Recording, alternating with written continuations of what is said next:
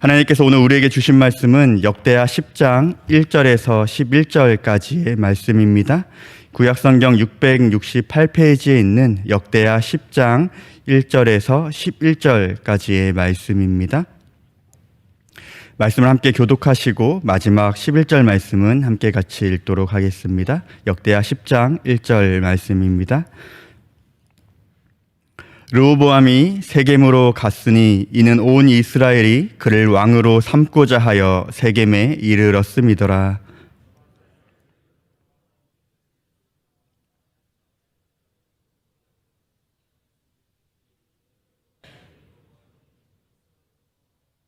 우리가 사람을 보내어 그를 불렀더라. 여로보암과 온 이스라엘이 와서 르호보암에게 말하여 이르되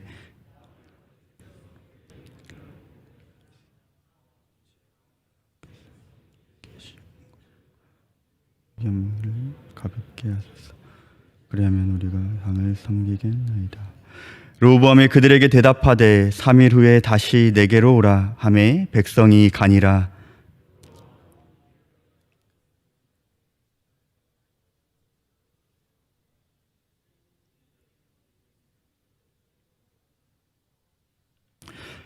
그들이 대답하여 이르되 왕일 만일 이 백성을 후대하여 기쁘게 하고 선한 말을 하시면 그들이 영원히 왕의 종이 되리이다 하나.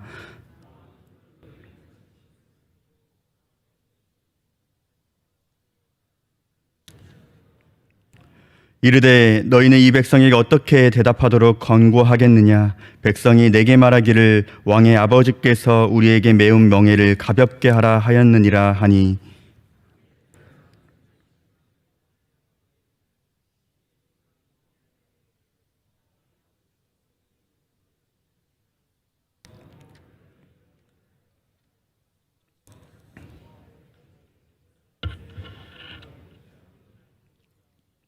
함께 읽겠습니다. 내 아버지가 너희에게 무거운 멍에를 매게 하였으나 이제 나는 너희의 멍에를 더욱 무겁게 할지라. 내 아버지는 가죽 채찍으로 너희를 치셨으나 나는 전갈 채찍으로 하리라 하소서 하더라. 아멘. 인생은 선택의 연속이라는 말이 있습니다. 이 선택에 관해서는 수많은 명언들이 있는데요. 몇 가지를 소개해드리면 인생이란 탄생과 죽음 사이의 선택이다라는 말이 있고요. 당신의 인생은 당신이 의식적으로나 무의식적으로나 선택한 결과다. 또 선택의 결과가 당신을 만든다 등의 말이 있습니다. 오늘 우리는 선택을 했습니다. 새벽을 깨어 기도의 자리로 나아가기를 선택함으로 이 자리에 나와 있는 줄 압니다. 사랑하는 성도님들, 이전에도 수많은 선택을 하셨고 또 앞으로도 아마 수많은 선택을 하실 텐데요. 지금까지 선택을 하시면서 어떠한 기준을 가지고 선택을 하셨습니까? 그리고 앞으로 수많은 선택을 하실 텐데 어떠한 기준을 가지고 선택을 하실 예정이신가요? 한 사람의 선택은 개인의 인생과 미래를 바꾸기도 하고요. 한 사람의 선택은 개인은 물론 나라의 역사와 미래를 바꾸기도 합니다. 오늘 본문은 솔로몬 왕의 뒤를 잇는 르호보암의 선택에 관해 말씀하고 있습니다. 르호보암은 중대한 선택의 기로 앞에 서 있습니다. 이 르호보암의 선택은 본인 개인뿐만 아니라 이스라엘의 미래를 결정하는 매우 중요한 선택이 될 것입니다. 오늘 본문 1절 말씀해 보시면 르호보암이 세겜으로 갔으니 이는 온 이스라엘이 그를 왕으로 삼고자 하여 세겜에 이르렀음이더라 라는 말씀으로 시작하고 있습니다. 1절 말씀에 르호보암이 세겜으로 갔다 이렇게 말하고 있는데요. 르호보암이 세겜으로 간 이유가 있습니다. 그것은 바로 10지파의 중심지였기 때문입니다. 과거 솔로몬 왕은 성전 건축과 왕궁을 건축하면서 백성들을 강제로 노역시키며 또 무거운 세금을 징수하였습니다. 이에 10지파가 솔로몬 정책에 반대하게 되고요. 10지파를 대변하며 선봉에 섰던 여로보암은 솔로몬의 정책에 반대하다가 이 솔로몬을 피해 이집트로 도망하기도 합니다. 그리고 세월이 흘러 솔로몬 왕이 죽게 되고 르호보암의 솔로몬을 뒤를 잇게 되자 이스라엘 백성이 세겜에 모여 르호보암을 이제는 온 이스라엘의 왕으로 삼고자 이렇게 모였습니다. 그리고 애굽으로 도망갔던 여로보암도 다시 돌아오게 됩니다. 르호보암을 온 이스라엘의 왕으로 삼기 전에 열 지파는 르호보암을 향해서 조건을 제시하고 있는데요. 제시한 조건이 4절 말씀에 있습니다. 왕의 아버지께서 우리의 멍에를 무겁게 하였으나 왕은 이제 왕의 아버지께서 우리에게 시킨 고역과 매운 무거운 멍에를 가볍게 하소서. 그리하시면 우리가 왕으로 섬기겠나이다. 여로보암과 이스라엘 백성들은 르호보암에게 과거 솔로몬이 실시했던 강제 노역과 무거운 세금을 경감시켜 줄 것을 제시하면서 이렇게 해 주시면 우리가 당신을 왕으로 삼겠습니다 라고 요구하고 있습니다. 그 말을 들은 르호보암은 그 자리에서 즉시 대답하는 것이 아니라 5절 말씀에 보시면 3일의 시간을 달라고 하고 있습니다. 르호보암에게는 3일이라는 선택의 시간이 주어졌습니다. 그리고 가장 먼저 그는 과거에 아버지 솔로몬을 섬기던 원로들을 찾아가 의견을 묻습니다. 그리고 원로들은 이 르호보암을 향해서 이렇게 조언합니다. 7절 말씀에 원로들이 대답하여 이르되 왕이 만일 이 백성을 후대하여 기쁘게 하고 선한 말을 하시면 그들이 영원히 왕의 종이 되리이다 이렇게 말하고 있습니다. 원로들은 백성들의 요구를 수렴하면서 그들이 원하는 대로 행한다면 아마 좋은 결과를 얻을 것이다 라고 조언해주고 있습니다.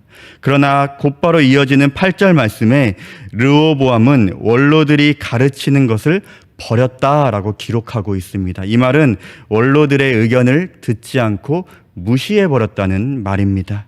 그리고는 르호보암은 자신과 함께 자라난 젊은 신하들과 의논합니다.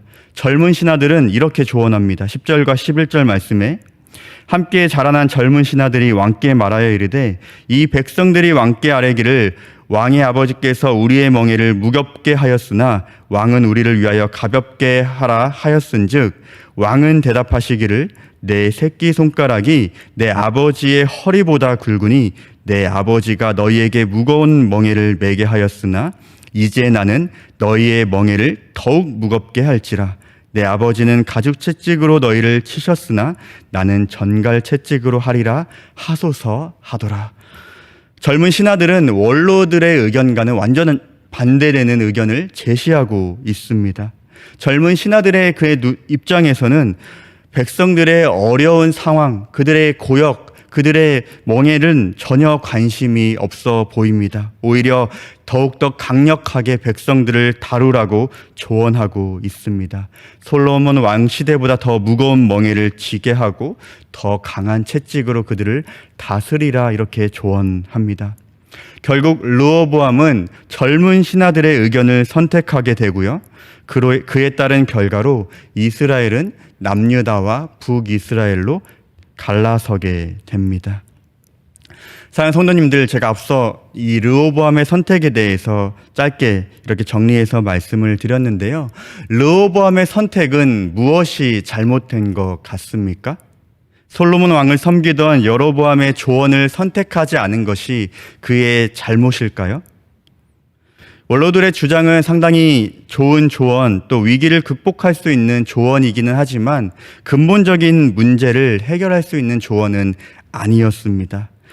3일이라는 선택의 시간이 주어졌습니다. 중대한 선택의 기로에 서 있던 르호보암이 선택할 수 있었던 최선의 방법은 무엇이었을까요?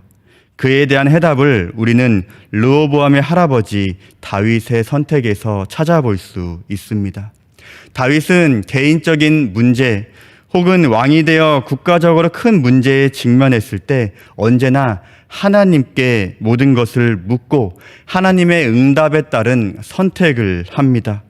하나님이 우선순위였지 사람이 우선순위가 아니었다는 말입니다. 사무엘하에 기록된 다윗 왕의 선택에 관한 말씀 몇 가지가 있는데요. 사무엘하 2장 1절 말씀에 보시면 그 후에 다윗이 여호와께 여쭈어 아뢰되 내가 유다 한 성읍으로 올라가리이까. 사무엘하 5장 19절에는 다윗이 여호와께 여쭈어 이르되 내가 블레셋 사람에게로 올라가리이까. 사무엘하 5장 23절 말씀에도 다윗이 여호와께 여쭈니 라는 말씀이 기록되어 있습니다. 다윗은 항상 선택에 앞서 하나님께 내가 올라가리이까, 내가 싸우리이까 하고 여쭈었고요. 하나님께 명령을 했을 때 선택하여 움직였습니다. 그리고 그 결과는 언제나 승리로 이어졌습니다. 다윗뿐만 아니라 예수님도 그러하셨습니다. 마가복음 1장 35절 새벽 아직 밝기 전에 예수께서 일어나 나가 한적한 곳으로 가사 거기서 기도하시더니, 누가복음 6장 12절 말씀에도 이때 예수께서 기도하시러 산으로 가사 밤이 새도록 하나님께 기도하시고, 마태복음 26장 39절 말씀에도 조금 나아가사 얼굴을 땅에 대시고 엎드려 기도하여 이르시되, 하나님이신 예수님께서도 중대한 선택과 중요한 사역에 앞서 먼저 기도하셨고 하나님의 뜻을 들으시고 선택하시고 그 사역을 감당하셨습니다. 그리고 그에 따른 결과로 예수님께서는 완전한 승리를 이루셨습니다.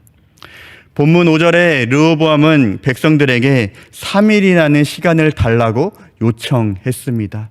이 3일이라는 시간이 주어졌을 때 르호보암은 무엇을 가장 먼저 해야 했을까요? 그의 아버지 솔로몬이 잘 지어놓은 예루살렘 성전으로 그는 갔어야만 했습니다. 그리고 그것에서 먼저 하나님의 뜻을 묻고 그는 선택했어야 합니다. 그러나 르호보암은 그러하지 않았습니다.